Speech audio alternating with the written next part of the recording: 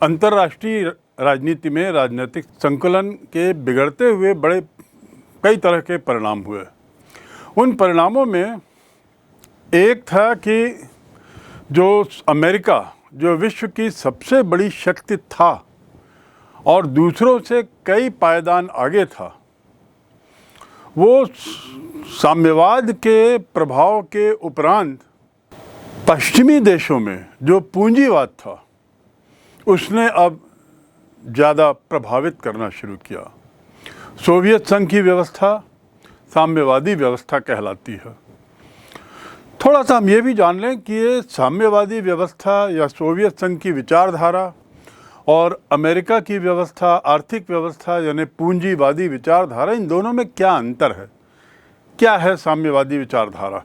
साम्यवाद अर्थात जहाँ सब समान हो, समानता, आर्थिक, सामाजिक, राजनीतिक हर दृष्टि से समानता, विशेष रूप से आर्थिक दृष्टि से समानता का इसका उद्देश्य होता है।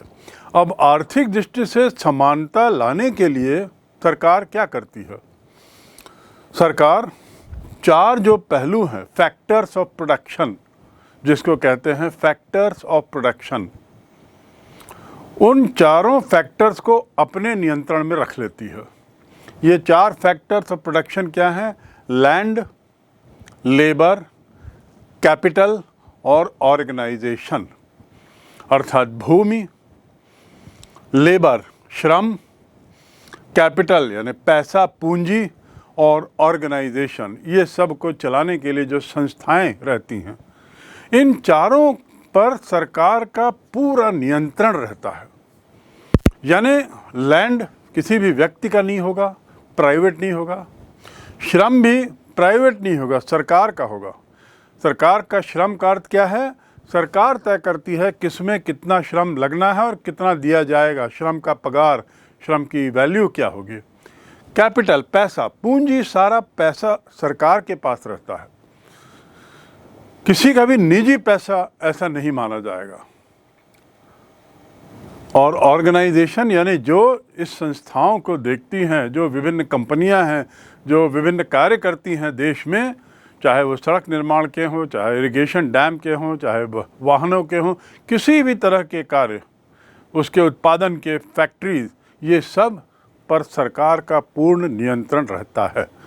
तो साम्यवाद वह व्यवस्था जहाँ चारों फैक्टर्स ऑफ प्रोडक्शन पर सरकार का पूर्ण नियंत्रण और कुछ भी चीज़ निजी नहीं, ये है साम्यवादी व्यवस्था। और इसका उद्देश्य होता है सब में समानता, समाजवाद, कोई अमीर ना हो जाए गरीब की कीमत पर, सभी लोग एक साथ बढ़ें, सभी का स्तर एक रहे, ये उद्देश्य रहता है। अमेरिका का जो पूंजीवाद विचारधारा है, अमेरिका की जो व्यवस्था है पूंजीवाद व्यवस्था, जैसा कि शब्द से स्पष्ट है, इसको कहते हैं कैपिटलिज्म। साम्यवादी विचारधारा को कहते हैं कम्युनिज्म और इस विचारधारा को, पूंजीवादी विचारधारा को कहते हैं कैपिटलिज्म।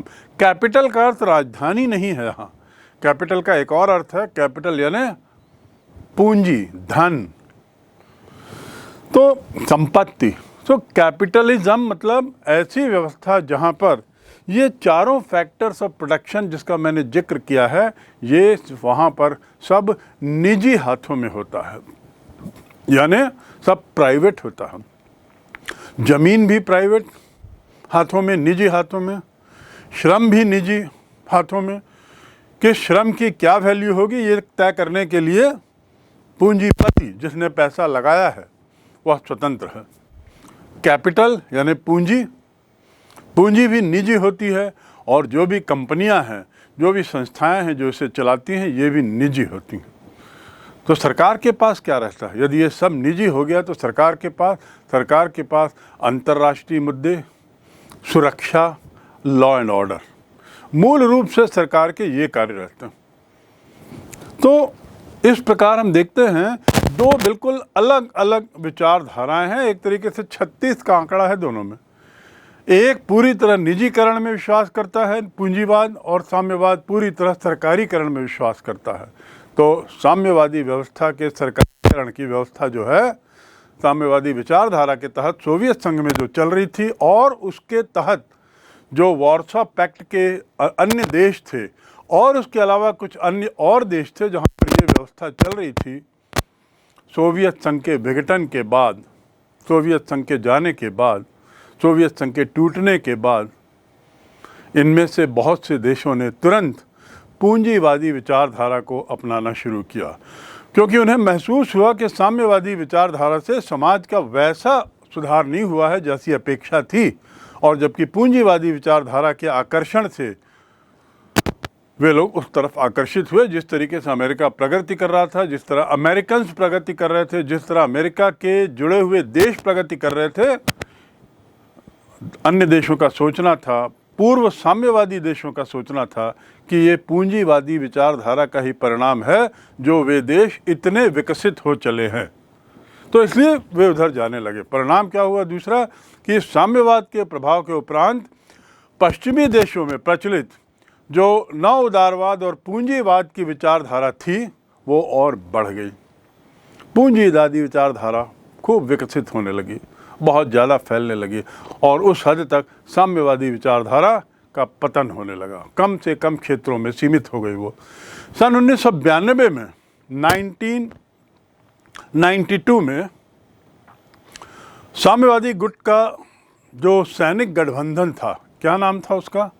वार्सा संधि, वार्सा पैक्ट। आपने पढ़ा होगा, वार्सा कैपिटल पोलैंड का, जहाँ पर ये संधि हुई थी और सोवियत संघ और उसके मित्र राष्ट्रों ने एक संघ बनाया था नाटो के जवाब में, याद है आपको? तो ये वही, अब ये वार्सा संधि को सोवियत संघ के विघटन के बाद बंद कर दिया गया, भंग कर दिया गया।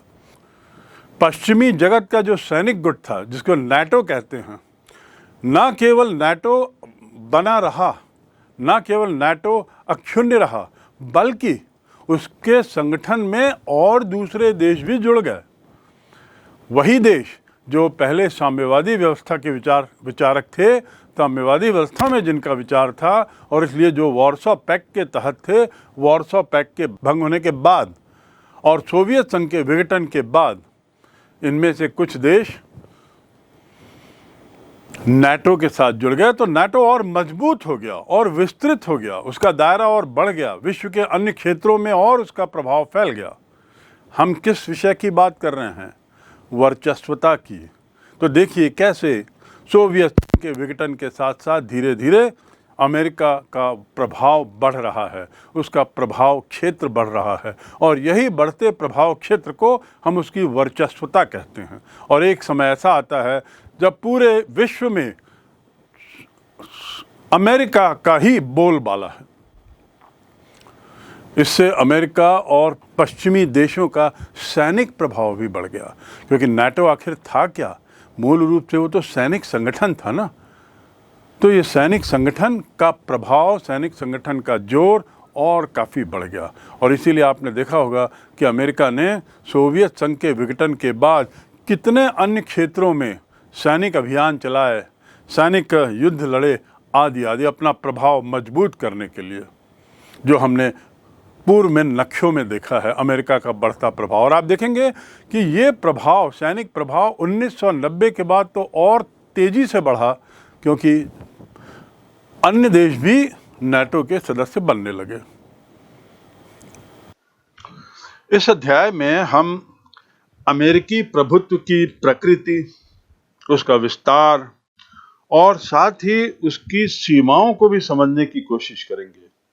यानी अमेरिकी प्रभुत्व कितना विस्तृत रहा है, कितना प्रभावशील रहा है, कितना उसका वर्चस्व बना रहा है। और इसके साथ ही साथ हम ये भी जानेंगे कि एक ध्रुवीयता का विकास कैसे हुआ, अफगानिस्तान की समस्या जो अब और तीव्रतर होते जा रही है, प्रथम खाड़ी युद्ध, 9/11 के वर्ल्ड ट्रेड सेंटर घटना के विरुद्ध क्या प्रतिक्रिया हुई अमेरिका के द्वारा या विश्व के द्वारा, और इराक पर आक्रमण, इन कुछ बातों की भी चर्चा करेंगे जब हम इस एक ध्रुवीयता की बात करेंगे। तो आर्थिक एवं वैचारिक स्तर पर अमेरिका का वर्चस्व और उसके वर्चस्व को समय समय पर मिलने वाली चुनौतियां, इसका भी जिक्र होगा। अगला बिंदु होगा कि अमेरिका के साथ, जिसे हम सही मायने में संयुक्त राज्य अमेरिका कहें तो अच्छा होगा, उसके साथ भारत के संबंध कैसे रहे, उसकी दास्तान हम देखेंगे, जानेंगे।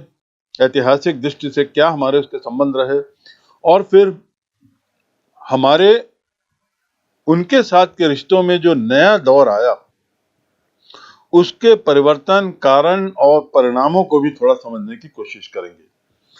सबसे आखिरी में ये जानेंगे कि इस अमेरिकी वर्चस्व का विश्व राजनीति में क्या प्रभाव पड़ा है, और यदि इसका प्रभाव ठीक नहीं है तो उससे कैसे निपटा जाए, क्योंकि एक ध्रुवीय विश्व होने की कुछ समस्याएं हैं।